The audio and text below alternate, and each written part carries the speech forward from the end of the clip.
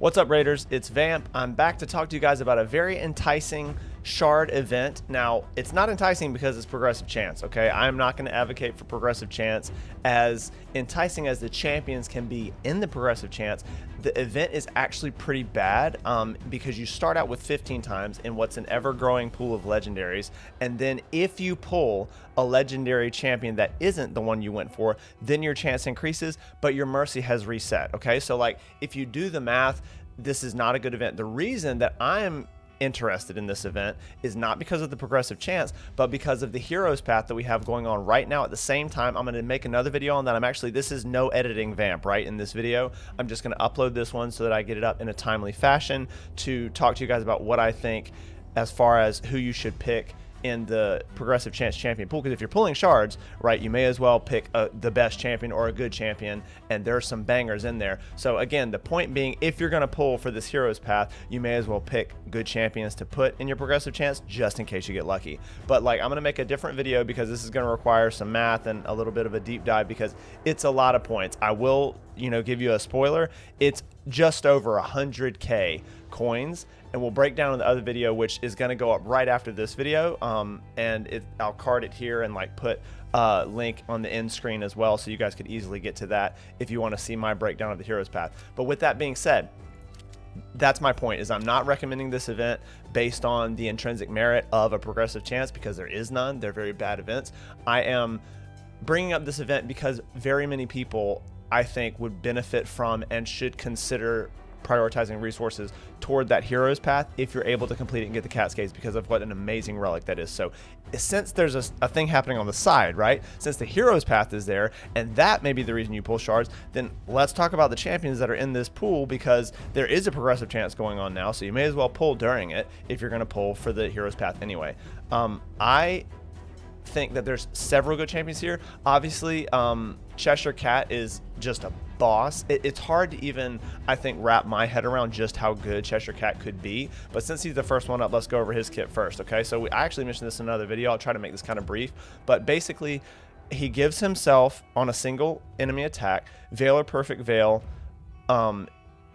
after he does it. So if he has it before he does this turn, which is very easy to do, and usually champions don't lead at the very beginning of a battle with their A1, then he'll actually AoE. So like, if he doesn't have Veil or Perfect Veil, single target. If he has Veil or Perfect Veil, AoE. But then either way, he puts Perfect Veil on himself after he does the hit, okay? Then on his A2, he's attacking with a 3-hitter, which is nice. Each hit decreases enemy speed with a maximum stack. It doesn't work against bosses, as usual. You can't decrease their speed.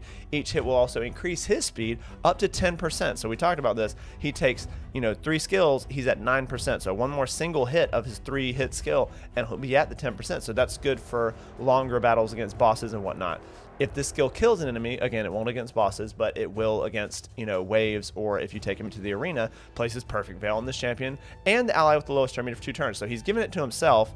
Perfect Veil makes you take less damage and makes you not targetable by single target unless everyone's under Veil. So basically, he's activating different parts of his kit with this Perfect Veil, but then he's giving it to the ally with the lowest turn meter, who in theory most of the time will not have any kind of kit activation from Perfect Veil, but it will protect them, it will cause them to take less AoE damage, and it will cause them to be untargetable. So that's very cool. Like, it's kind of, they just threw it in, right? It's just like the cherry on top. And then again, I will mention, because I just noticed it, like, if you aren't familiar with Cheshire yet, which I think a lot of people are, he does scale off attack and speed. So you have 2 stats you can build into his damage, both of which are very synergistic with his kit because he's so much about taking extra turns and going fast in turn meter. A3 attacks all enemies before attacking, Perfect Veil, and 50% increased attack on himself for 2 turns. Extra turn if he kills an enemy, again, based on attack and speed. Then his passive is kind of crazy. So passive effect, which means that this should just happen all the time. If this champion is under Veil or Perfect Veil, turn meter effects are 30% more effective. Just to be clear, in case any of you either don't remember this or weren't aware, this should be a multiplicative, which means that whatever the turn meter boost, it's 30% of that. So let's say it's Arbiter. So she gives a 30% turn meter boost on her main turn meter boost skill. This would not be 60% total, right? 30 plus 30. It's not that. It's 30% of her 30, so it gives her like 39, or so, not her, it gives Cheshire Cat like 39 to 40, somewhere in there. It's like a fractional amount, I think, percent turn meter, which is still huge, right? Like about 9 or 10% turn meter is a ton, but it's not going to just stack on an additive 30.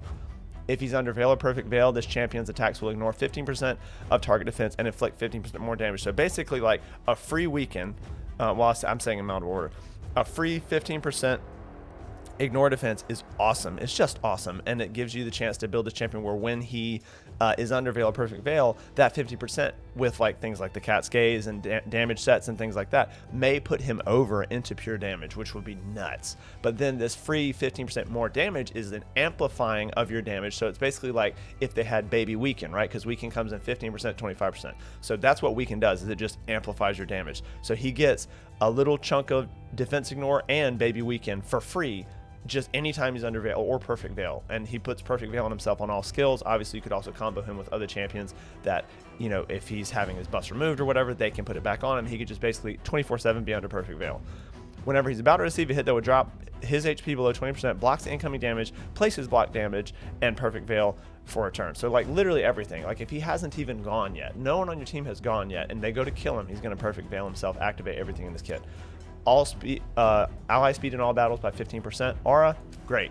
Moving on, I'm not going to go over the Hatter because I feel like it's very unlikely that, I mean, yeah, I think like, I'll just go over him very quickly. Okay, let's do that. Because we all just fused him, like low-key, and the people who didn't fuse him are probably not going to select him to pull for because they chose that somehow he was not good enough to fuse. So he's got a chance to debuff spread and a chance to remove, I think. Let's see. Yeah, stealing one random buff. So if he's booked up to 50%, then he does Hex and Weaken basically here, but it's cool because he brings in the ally every time he does his A2 that has the highest crit damage. They just get to do an A1 attack. So it's like a pseudo ally attack thing, right? Like he's not an ally attack champ, but he does bring your most powerful damage dealing ally, assuming that's who has your most crit damage. So maybe don't take him on Phantom Shogun with Gnarlhorn. But anyway, other than that, it'll be your highest DPS in almost all scenarios. Then this is cool and maybe like a little bit underrated, but he gives a 20% turn meter boost while he decreases duration of debuffs on you. So it's not a cleanse, but he's anything that's one turn he'll cleanse off. But it's kind of interesting because you have people that do full and partial cleanses. Full is obviously probably the best, but then the partial cleanse where it's like cleanses this debuff or cleanses 2 debuffs or what, 2 random debuffs. He's just decreasing the duration of all debuffs. So this could be an unreliable, to be fair, counter to the True Fear, because anybody that has True Fear that isn't Hatter, or if it doesn't proc on him, he's going to erase that fear because it only has 1 turn. But that's, I don't know, it's kind of good. But then more usable or more consistent is the increasing the duration of all buffs on allies. That's super nice. Like there's not a whole lot of really good champions for content like Hydra or Chimera that do that, and he does. I really think that A3 elevates his kit a huge amount. His passive is not bad. For every 10 turns taken by allies, heals all allies by 20% of their max HP. That will add up, again, thinking Hydra Chimera over time. For every 6 turns taken by enemies, places True Fear on all enemies for 1 turn. That will work on Chimera. Doesn't work on Hydra, obviously. Multiple champions on the team, only 1 will activate. No surprise there. 60 accuracy in all battles. Great champion. Knave of Hearts, I'm a little bit underwhelmed with. Chance to provoke. Attacks all enemies, has 100% win book, chance of stealing random buffs, and then he does have continuous heal on everybody but himself for some reason, which is bizarre because he needs it the most if he's ally protecting people. Oh, he's not. Sorry. He's not ally protecting people. He's doing taunt. So it's like the reverse of provoke, right? Like it's a buff that forces you to attack him. He does ally protect. No, he doesn't. Why did I think he was an ally protection champion? That's kind of funny actually. So he's an ally HP equalizer. I don't know. You could look at him. I'm not thrilled with him. I actually thought he was really good when I read his kit on paper, and then as I looked at it more, I was like, maybe not. First faction, what are they called? Unity. Lost it. Okay, first faction Unity, because there's 2. Him and Volcanos are both. Lasan Cleth, basically chance for a good 100% chance for weaken on his A1, but it can't be resisted if he gets hit before his turn. So again, against bosses, this is basically going to be an A1 unresistible weaken, which is nice at 100% chance, right? Because I believe they're separate, right? Like 100% chance is separate from unresistible. It's a 50% chance unresistible. Then when the 50% procs, it'll be unresistible, but his is 100% unresistible as soon as he takes a hit. Then equalizes the HP and turn meter to the ally with the highest of each separately, right? So it doesn't need to be the same ally. Whoever has the highest HP, boom, everybody's HP goes to that percentage. Whoever has highest turn meter, boom, all the turn meter on the team goes to that percentage. And then does the reverse to the enemy. So I guess this makes him kind of in you know, he wouldn't need actually for the A1, but he would definitely need actually to push people's turn meter back. I don't think he needs it for the HP thing. I don't think, but I'm not sure. Let me know in the comments below if you know the answer to that. HP levels of all enemies will be brought down to the lowest HP. Turn meter brought down to the lowest turn meter. Then places taunt on himself for 2 turns. So that's very interesting. It looks really strong on paper, and I think it is very strong. But it's kind of like it's unusable against bosses. Not the second half of it is, and I don't know if that wouldn't be kind of like niche to get a team working in content that's as dynamic as, say, Live Arena, where I'm thinking most late and in-game players are looking for champions to help them there. I don't know. Like, I don't know. Where's his spot, right? Like, he seems very strong, but where's his spot? Then we go A3 attacks one enemy before attacking, transfers all debuffs to the target, heals himself by 10%, heals by an additional 10% for each debuff transferred. So that could be a pretty big heal. We'll always use this skill instead of the default skill when counterattacking. So I assume it hits harder, right? And because it does these things, it gives him like an extra cool mechanic if you put him in a counterattack team or give him like the Retribution Mastery and he counterattacks based off of like Revenge accessories or the Mastery or whatever. Every time this champion loses 25% HP or more from a single hit, places block damage on himself for a turn. This doesn't appear to have a cooldown. So for a turn, I don't know, that I haven't seen him enough. I haven't versed him enough in PvP, but it just seems like that obviously once he gets to go, then you'd have to hit him again, but he could get it again. I'm not saying a cooldown here. So this seems pretty strong, but again, if he doesn't have a really strong place in the game or for you, it doesn't necessarily matter if he's potentially the last one alive and he keeps block damaging himself. You're just slowing everything down. Like, I don't know that there's a huge value out of that unless he brings value throughout his whole kit, if that makes sense. And I do think that that's account by account. Here we get to one of the, I personally think is between Volcanos and Cheshire for me. I'm having a really hard time deciding, but let's go ahead. This is the Demon Spawn faction unity. He is insane. A1 attacks an enemy each time the skill is used, increases his damage, stacks all the way up to 100%. Wild. Obviously, the longer the battle, the better that's going to scale because you just have more time to do more hits. Has a 50% chance to counterattack with this skill each time an enemy under HP burn debuff attacks this champion or his allies. So basically kind of like Helicath, right? Like if you hit one of Helicath's allies while they're under block damage, Helicath will counterattack you. This is the HP burn debuff version of that, where if the enemies are under a debuff, then when they attack allies or Volcanos, he'll counterattack. So it's kind of an interesting dynamic, but very similar, like I said, which is funny too because Helicath is in the same faction. Actually, what if you did both? What if you put them on a team? That'd be crazy. A2 attacks all enemies, places fear. I was going to say true fear, even though it clearly just says fear here. Places fear for 2 turns, cannot be resisted by enemies under an HP burn debuff.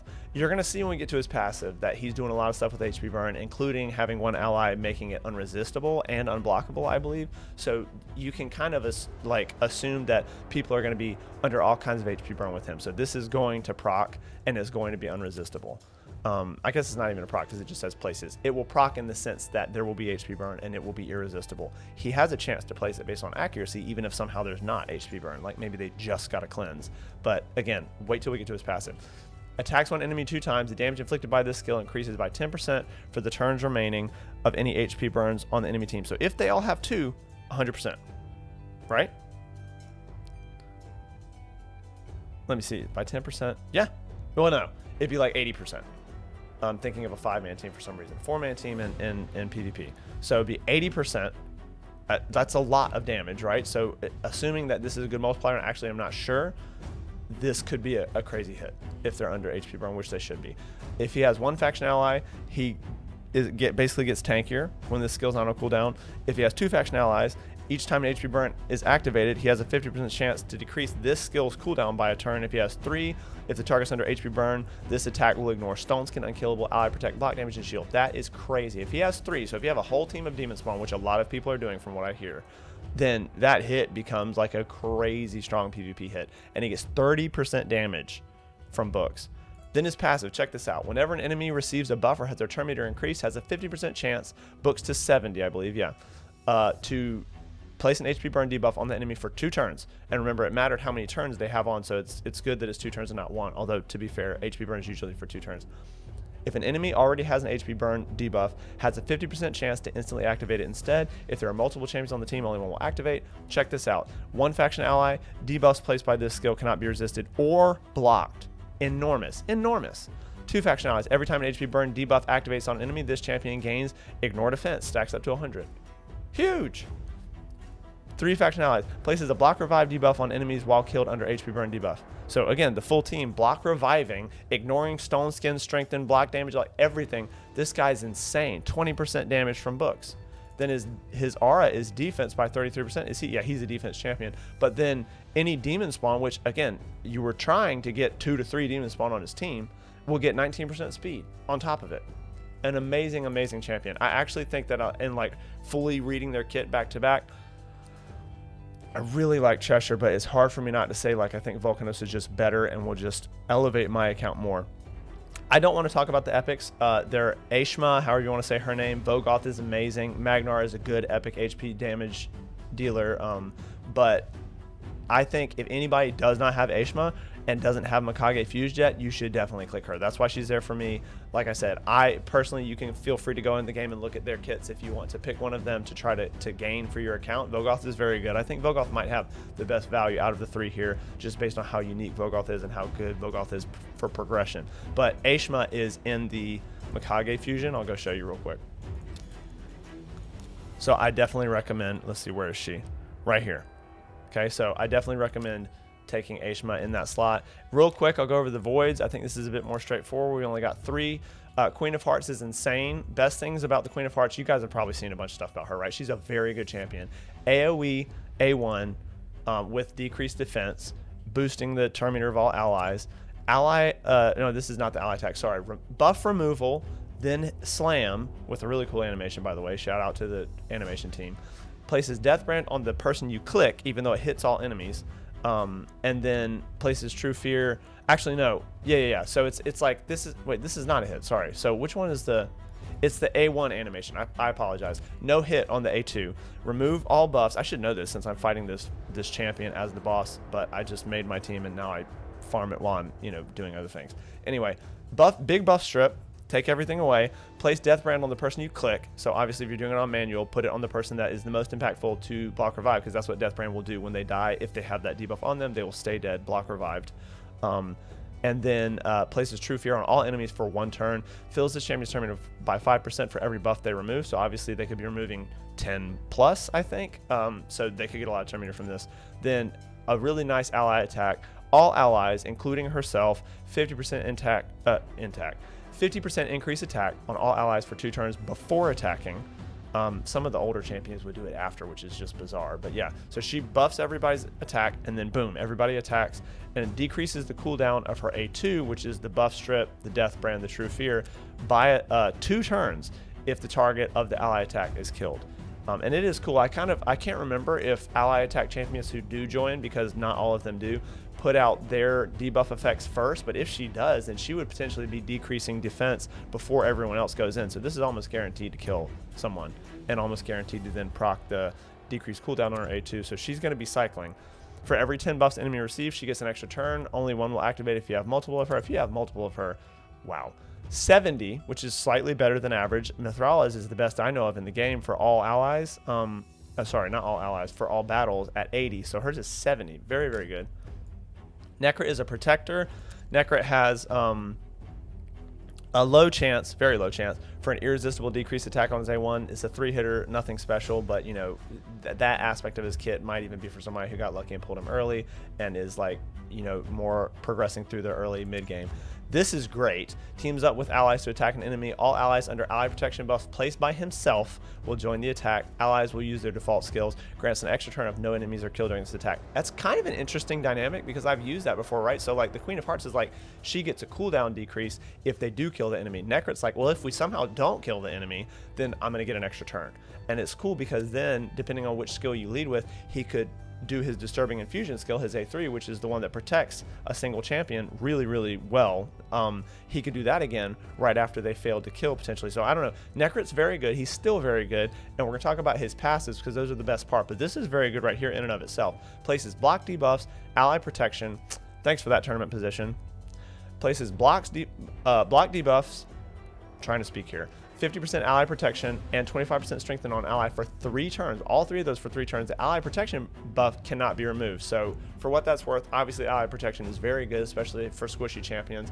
This only needs 1 book in this skill to get to a 3-turn cooldown. And the ally protection not being able to be removed means that while the other buffs can be removed and the champion could be controlled, you know, with CC, that if he's not controlled, that ally protection means that until the ally protection expires, the champion will join the A2 for the ally attack. So that's good. This is very much a PvP champion that is usable in other areas if that helps you with progression. This is probably his best passive, but he has 2. Whenever an ally is attacked while under his ally protection, which again, remember, is unremovable, placed by this champion, places a shield buff on the ally equal to 30% of this champion's HP for 2 turns. Every time they're hit, okay, occurs only if the ally does not already have a shield placed by the champion, which because then they'd be like unkillable. So basically what happens is when they get hit, boom, instantly a shield. So if they don't get killed, and he's got a ton of protection on him plus strength and all this stuff, right? If they don't get killed right away, 30% of his HP, just get him to like 100k HP, which, I mean, if you're one of those people watching going, seriously, dude, just get him to 100. That's not too hard for late and end game players, but get him to whatever you can. That's a juicy amount of HP on your account, and he gives 30% of that as a shield. And then when they finally break the shield, or if they remove it, because it is removable, when the ally gets hit again, he'll give them a new one. So as long as there's not a shield from Necrit on the ally, anytime they get hit, boom, a shield. So it's a huge amount of protection. Also decreases the cooldown of this champion's Legion of the Damned, which I think is this. Yeah. The ally attack is decreased by 2 turns if the shield buff is placed. So you can work with, you know, which skill to lead with, because you're probably going to take a hit, and then you can, you know, get that skill back really fast and have like ally attack back to back almost. Sorry, clicked the wrong thing. Here we go. Places block debuffs and 25% strengthen for 3 turns on ally with the lowest max HP at the start of each round. Also places 50% ally protection on them for 6 turns. So if you remember, on his Disturbing Infusion, he places everything for 3 turns. At the beginning of the round, so beginning of a wave in PvE, or obviously just the beginning of the battle in PvP, he puts everything that he normally does with the 3 turns, except the ally protection is on him for 6 turns. So that shield mechanic is there for 6 turns, unremovable at the start of the battle, and then Necrit, whenever he gets Disturbing Infusion back, he can just protect other champions on the team. He can also do this on himself, so he won't ally protect himself, but he can give himself block, debuffs, and strengthen if that makes the most sense to help keep him alive with where you're at in the battle. Then he has an okay resistance in all battles, or at 60. Then lastly, Chalco, which I'm very torn, not quite as torn as the race between Cheshire Cat and Volcanos, but I really want Chalco, but I've wanted the Queen of Hearts since she came out, and I know she's really good, and I feel like that Chalco is just disgusting in PvP and PvE, and the Queen of Hearts is probably mostly PvP, but really, really good in both. But Chalco literally seems like he's disgusting in both, which is unusual for a champion. A1 attacks one enemy twice, will always take multi-hitters. Each hit will ignore 10% of the target's defense. Awesome, awesome, awesome. Will ignore an additional 5% for each debuff. So that's great everywhere, but that's especially great against bosses, all right? This guy, like, as soon as I see stuff like that, I'm like, Hydra. Chimera too, for sure, but like Hydra, because he has the chance to, you know, ignore, I don't know, like, I'm sitting here thinking, why does it seem more valuable to me in Hydra? It may not be more valuable in Hydra, but the Chimera is just like there, and you don't really kill it, you know what I mean? Like, you're just damaging it the same as the Demon Lord, but then with the Hydra heads, him ignoring all that defense means you kill heads faster. So you're mitigating the effects of what those heads can do. In the Chimera, that's not the case, right? So like, you're just doing a ton of damage to the Chimera, which is great, but seems especially good to me in Hydra. Also steals 10% of their turn meter. That will work in PvP, obviously against basically most bosses. It will not work against very few. Has a 50% chance of repeating this attack against another target except the initial target, so anybody but the one he hit, if they're under 2 or more debuffs. Occurs once per attack.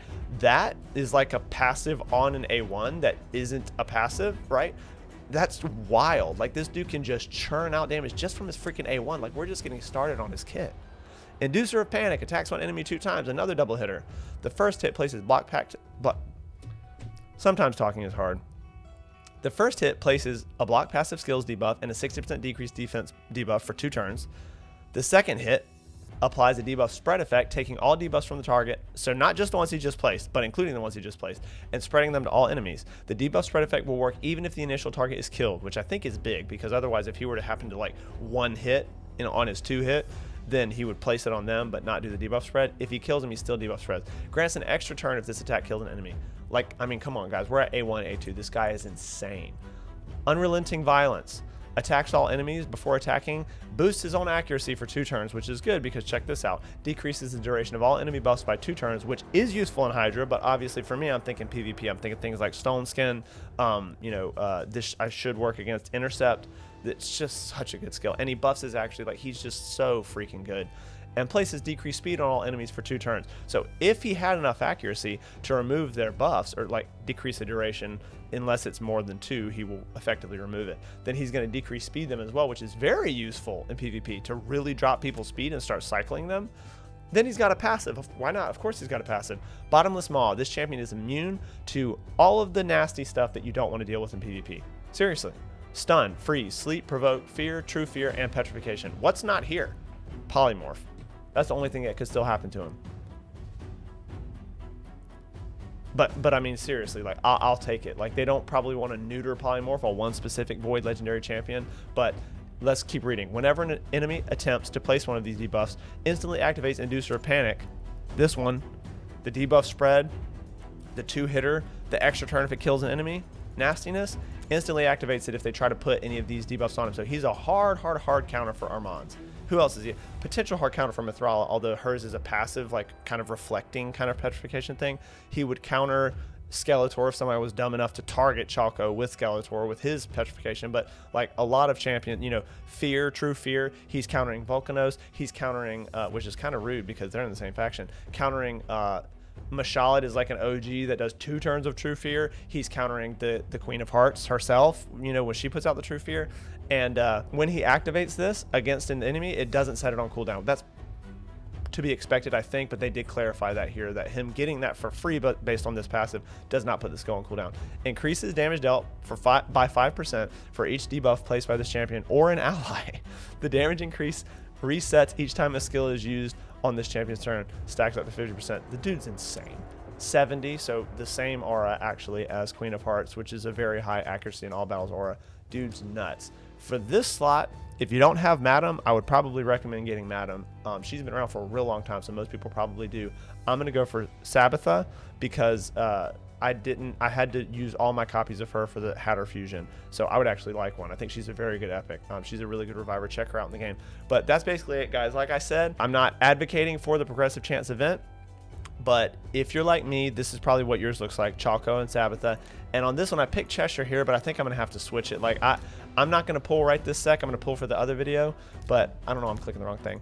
I think it's got to be Volcanos, and I actually put Volcanos here because I was like considering, I don't know. But anyway, good luck if you're pulling your shards. I think the Cat's Gaze is probably well worth it if you can afford the resources or this, you know, expenditures if you buy shards for it.